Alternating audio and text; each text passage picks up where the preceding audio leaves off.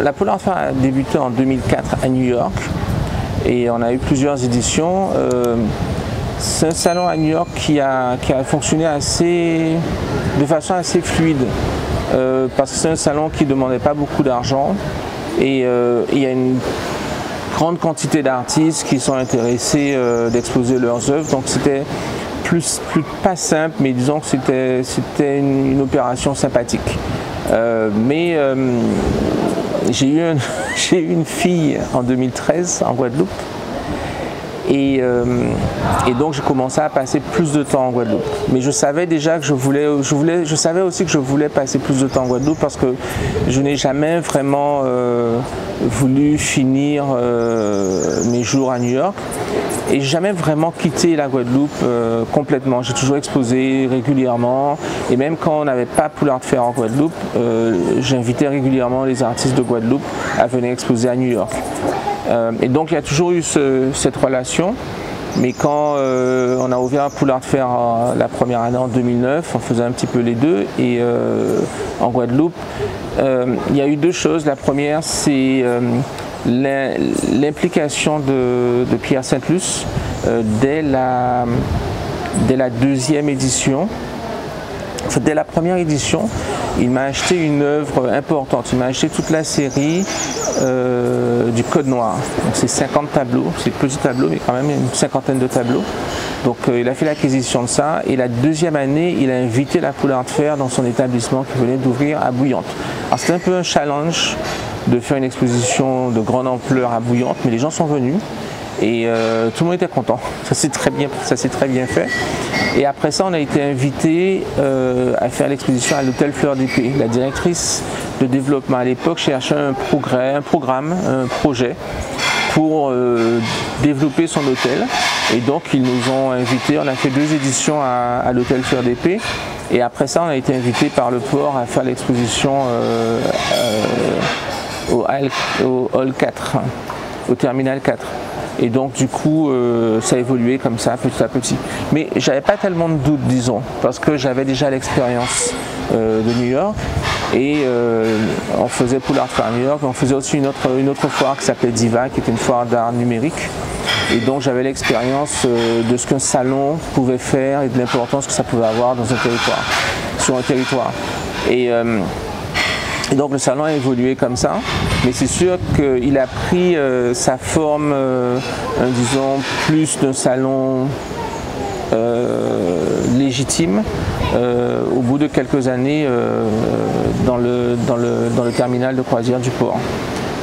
Et donc là, petit à petit, on a encadré et puis on travaillait beaucoup avec les sponsors, on a travaillé beaucoup avec le port aussi. Chaque année, on faisait des débriefings sur chaque petite chose, chaque détail de ce qui a marché, ce qui n'a pas marché, ce qu'il faut reconduire, ce qu'il faut changer, ce qu'il faut enlever. Et donc on a fait grandir le salon comme ça, petit à petit. Ce qui est intéressant surtout, c'est que avant la pandémie, donc du coup le salon était devenu, de mon point de vue, peut-être un des salons d'artistes les plus prestigieux du monde, peut-être le plus à vrai dire. Et je pense, et ce qui m'attriste beaucoup, c'est que souvent les personnes ici du territoire ne s'en rendent pas compte. Alors c'est marrant parce que par exemple si on oublie un balai à l'entrée, ben, on va avoir un article sur un balai qui a été oublié à l'entrée, mais on n'aura pas d'article sur le fait que Barthélemy Togo par exemple a exposé avec nous et a vendu un dessin plus de 30 000 € par exemple, ce genre de choses. Et, mais quand même, par exemple on a fait une édition spéciale avec Beaux-Arts Magazine. Beaux-Arts Magazine avant nous n'avait jamais écrit une ligne, ni sur la Guadeloupe, ni sur le monde de l'art de Guadeloupe, ni sur un artiste guadeloupéen. Pas une ligne. Et c'est quand on les a invités qu'on a eu les premiers articles jusqu'à avoir un numéro spécial pour Pool Art Fair. Donc ça fait partie des choses qui nous permettent de mesurer en fait, si vous voulez, de ce qu'on a pu accomplir, disons. Il y a d'autres artistes où, par exemple, la dernière édition, le pays invité, c'est le Canada. Alors, dans le numéro spécial, on a quand même eu un peu l'encouragement d'un artiste qui s'appelle Kent Monkman, qui est un artiste important, artiste un peu réaliste, figuratif en tout cas, peinture à l'huile. Et donc il n'a pas pu venir au salon, mais quand même il a participé, il a voulu participer à l'édition de Beaux-Arts Magazine, et donc il avait une page dedans. Mais au même moment qu'on avait Poulard Faire et qu'il était dans le magazine, c'est un artiste qui avait 2 ou 4, je ne me rappelle plus, 2 très très grandes toiles de 5 mètres sur 4 ou peut-être même plus à l'entrée du Metropolitan Museum à New York. Et donc disons que c'est une relation de très très haut niveau, quoi. Et les galeries qui sont venues du Canada sont aussi des galeries importantes, mais c'est la galerie qui représente Kent Monkman par exemple, elle est venue, ils ont présenté de l'art vidéo. Et il y a une galerie de Toronto aussi qui s'appelle John Spence, qui est venue et qui fera Volta Miami cette année. Et donc ce sont des exposants comme ça qu'on arrive à avoir à Poulard Faire, que les autres salons d'artistes, je parle bien des salons d'artistes, ne peuvent pas ou très difficilement avoir. Par exemple, je ne les vois pas exposés à Mac 2000 par exemple à Paris, au salon d'automne, au salon de mai, ou même à Art en Capitale, qui est au Grand Palais. Et donc de ce point de vue, le salon est devenu une exception des salons d'artistes un peu mondial. Pour faire une courte histoire de l'art contemporain en Guadeloupe, pour moi, ça commence un peu avec Rovelas, Les Sluin, Léo Gane, Cancelier, Brassy, etc. Il y en a quelques-uns, il y en a un en particulier que j'oublie, je pense qu'il est mort, mais ça va me revenir. Et en Martinique, Ernest Breuler, Laouché, c'est pas tellement ma tasse de thé, mais Laouché, Marc Latamy, Hamid,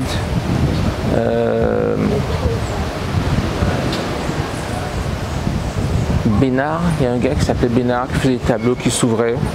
Il y a une exposition en particulier qui a été faite par Dominique Brébion, qui s'appelait...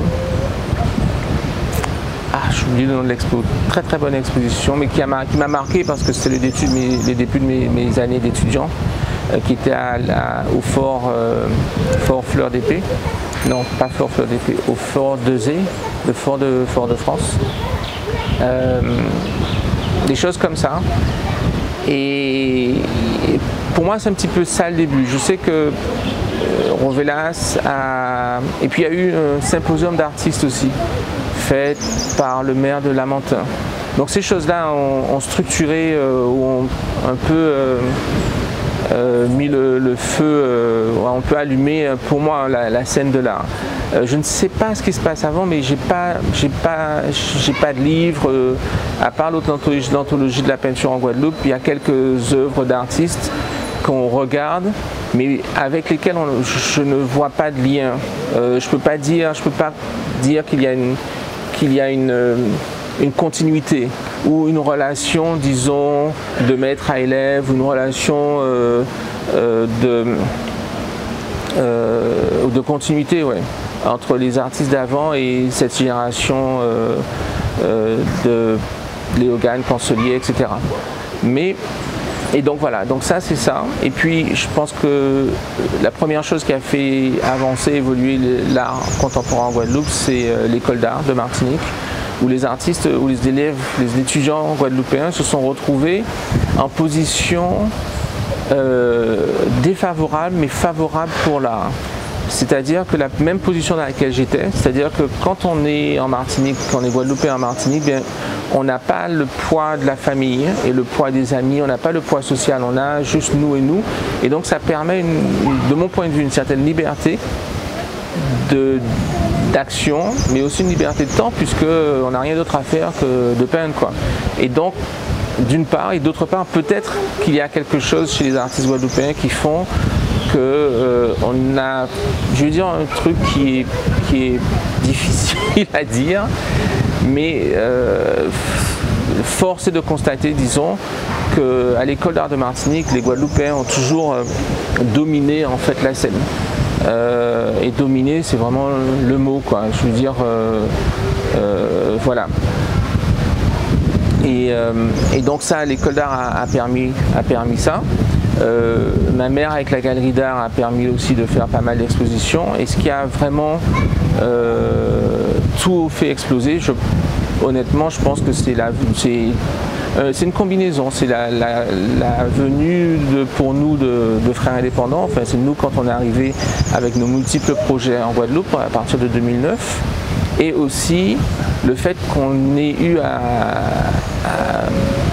aux affaires quelqu'un qui soit un peu un esthète, un peu un intellectuel, qui est à la tête de la région, avec une présidente qui était très proactive et curieuse. Et donc cette combinaison a fait que le monde de l'art a complètement explosé. C'était un petit peu notre ambition aussi avec Frères Indépendants, et c'est ce qu'on nous a reproché, mais c'est ce qui a permis ce développement.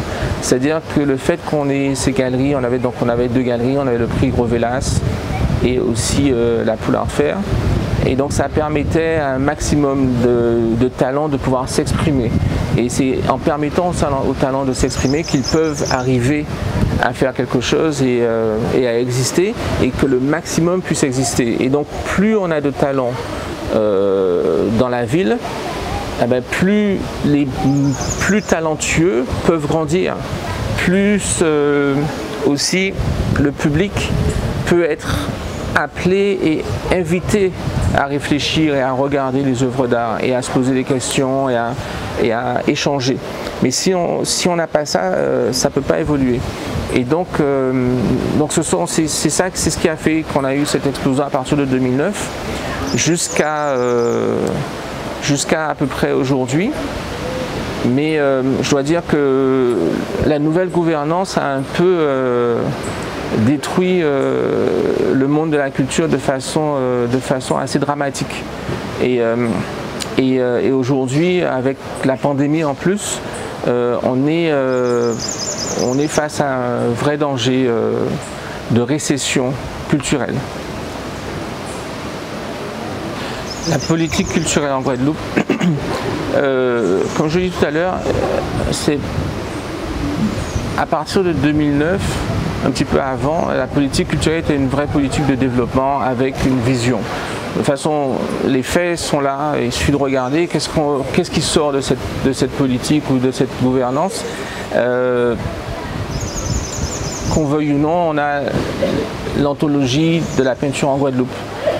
C'est un ouvrage qui est là, qui existe vraiment, et avant ça, il n'y a rien. Et après ça non plus. Il n'y a pas d'ouvrage. Il y a aussi un ouvrage qui aussi a été fait sous cette gouvernance, qui a été fait par une association culturelle qui s'appelle Art Contemporain en Guadeloupe, qui était menée par Émile Romney et aussi Daniel Démocrite. Mais c'est tout pour les publications. Et donc ça, il y a eu ça, et il y a eu naturellement le Memorial Act, qui a été un succès phénoménal jusqu'à ce que la nouvelle gouvernance arrive. Depuis, nous sommes dans une sorte de récession importante de la culture. Ceux qui disent qu'il n'y a pas de politique culturelle se trompent.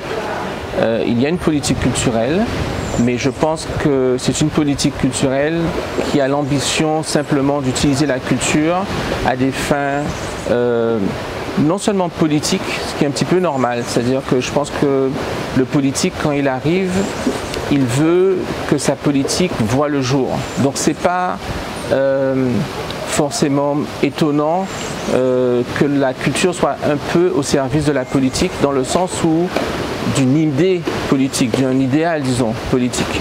Mais là, c'est pas le cas. Je pense que en tout cas, c'est ce qu'on a vu avec la présidence, les 2 présidences de la commission culture qui se sont succédées.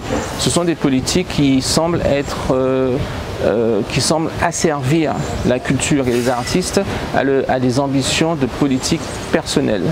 Et ça met en réalité en danger la culture et les artistes.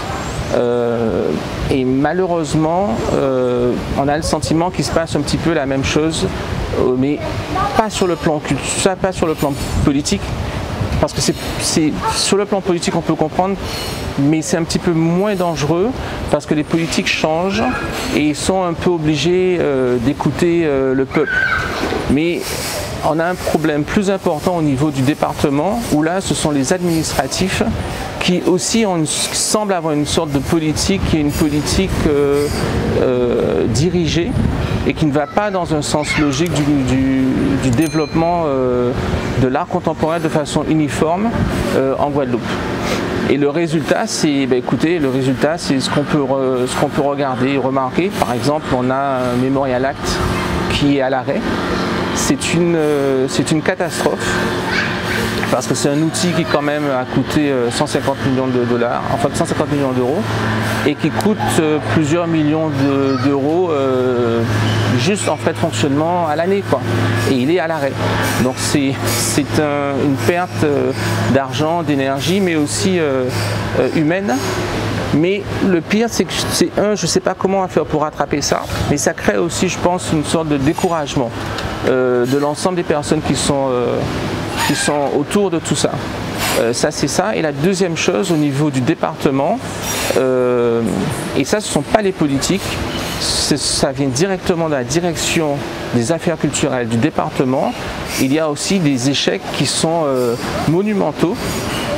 Et qui ne sont même pas pris en compte, disons. On a le sentiment qu'ils ne s'en rendent pas compte. Quand, par exemple, on a ce projet du fort de Basse-Terre, du fort d'Elgrès, qui est un projet à, je ne sais pas combien, 500 000 euros, 1 million d'euros, qui est en arrêt. Quand on a une biennale qui est aussi en arrêt, qui a coûté on ne sait pas combien, et qui a coûté forcément de l'argent parce que pendant un an, on a plusieurs personnes qui sont mobilisées dessus, donc il faut bien les payer. On a un commissaire d'exposition qu'on fait venir d'ailleurs qu'il faut bien payer. Et puis, pendant qu'on travaille sur ce projet qui est un échec, eh bien, on ne travaille pas sur autre chose. Et les 2 500 000 euros qu'ils veulent mettre dans la biennale sont 2 500 000 euros qui ne seront pas mis ailleurs. Et le pire, c'est qu'à l'arrêt de cette biennale, il n'y a rien eu de proposé aux artistes.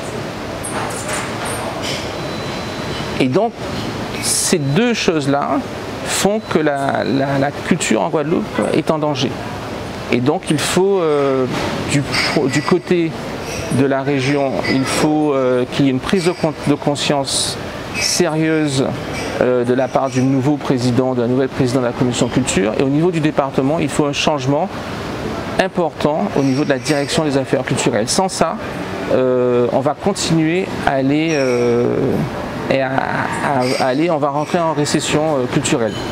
Et il y a d'autres points qui montrent ça, mais on ne va pas tous les passer.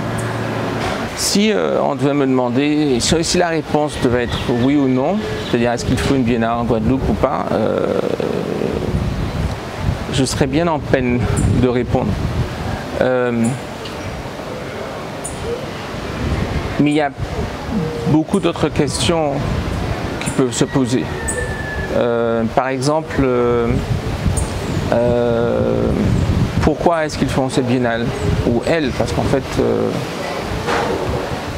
pourquoi est-ce qu'elles veulent faire cette biennale?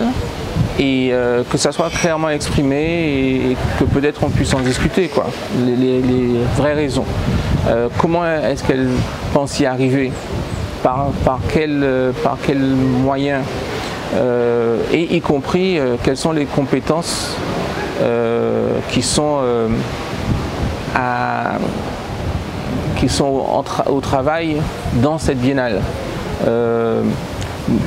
Donc ça c'est plusieurs questions. Est-ce que la biennale peut réussir? Peut-être. Peut-être. Peut-être, mais je ne sais pas à quel prix aujourd'hui.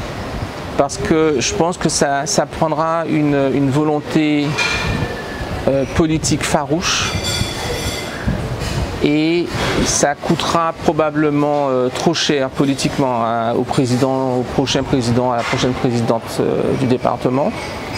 Mais ça peut marcher au bout, quoi. Mais je ne sais pas à quel prix. Et surtout, je pense que, et on va penser que je prêche pour ma paroisse, mais je pense que là où ils veulent emmener le pays avec cette biennale, je pense que le salon Pool Art Fair, le salon qu'on fait peut emmener le pays vers ce point plus vite et avec moins d'argent. Je vous donne un exemple. Le salon d'artistes Pool Art Fair aujourd'hui coûte environ 250 000 € par an. La biennale, c'est 2 500 000 €. Donc, comme on fait à l'école, combien y a-t-il de Pool Art Fair dans une biennale? Vous imaginez 10. Donc, et ça, c'est 250 000 € qu'on va chercher. Nous, un peu partout, les artistes participent beaucoup, hein, payent beaucoup dans cet argent. Ça, c'est un. Et deux, la biennale a lieu tous les 2 ans. Et nous, on a lieu chaque année. Donc, si par exemple, la biennale fait venir 5 critiques d'art tous les 2 ans, et si nous, on fait venir 5 critiques d'art par an, on aura fait venir autant de critiques d'art que la biennale aura fait en 20 ans, on l'aura fait en 10 ans. Et on fera en 20 ans ce que la biennale ne pourra pas faire. Parce que dans 40 ans, on sera mort. Il faut bien comprendre ça. Et de ce point de vue, d'un calcul très simple, on peut se poser la question, disons. Ça, c'est une première chose. La deuxième chose qui m'inquiète, c'est que les personnes qui sont à la tête de cette biennale et qui sont à la direction administrative, à la direction culturelle du département, on pensait cette biennale comme une alternative à Pool Art Fair et la gère et la mettre en place un peu contre la Pool Art Fair. Or, la biennale devrait être au service de la Pool Art Fair, parce que la réalité, c'est que la Pool Art Fair expose plus d'artistes depuis plus longtemps et permet d'avoir un développement aussi économique des artistes guadeloupéens. Et donc, moi je pense que la biennale devrait aller plus dans ce sens-là. Et on a des exemples de biennales un peu régionales, comme la biennale de Lyon par exemple, qui est une biennale qui vient en soutien d'une foire d'art contemporain qui s'appelle DOCS. Et ça marche très bien, parce que la biennale amène un caractère culturel, intellectuel, plus important que la foire peut faire, parce que la foire est toujours liée à un besoin pécuniaire, disons, pécunier. Et donc voilà. En ce qui concerne les quelques artistes qui, en Guadeloupe, sont probablement trop bons, trop grands ou trop avancés pour faire Pool Art Fair, et qui voient comme une sorte d'horizon ou de je sais pas quoi dans la biennale, je veux leur dire que la biennale viendra et elle partira. Et elle reviendra 2 ans plus tard. Alors je sais pas s'ils pensent qu'ils sont éternels, qu'ils vont attendre tous les 2 ans. D'une part, d'autre part, même si on imagine que la biennale offre un grand hall de 1000 m² à les 2-3 plus grands artistes de Guadeloupe, 2 ans plus tard, on ne va pas offrir aux mêmes artistes. 2 ans après, non plus. 2 ans après, non plus. Donc, qu'est-ce que la biennale peut faire pour eux vraiment? Faire venir une fois tous les 2 ans des artistes internationaux? Oui. Donc oui, on peut arriver. Moi, je pense qu'il faut que ce soit une biennale qui revoie un peu son budget, parce que je ne vois pas comment est-ce qu'un politique va pouvoir justifier 2 500 000 € tous les 2 ans à la population, sans compter qu'il ne faut pas que ces 2 500 000 € viennent empêcher les autres événements culturels d'exister. Il ne faut pas que ça soit aux dépens du reste, et que ça soit aux dépens du reste. Et donc il faut trouver une solution, et il faut que la biennale permette le développement de tout l'art contemporain, y compris que les artistes puissent, que tous les artistes guadeloupéens puissent exister et exister financièrement aussi, disons.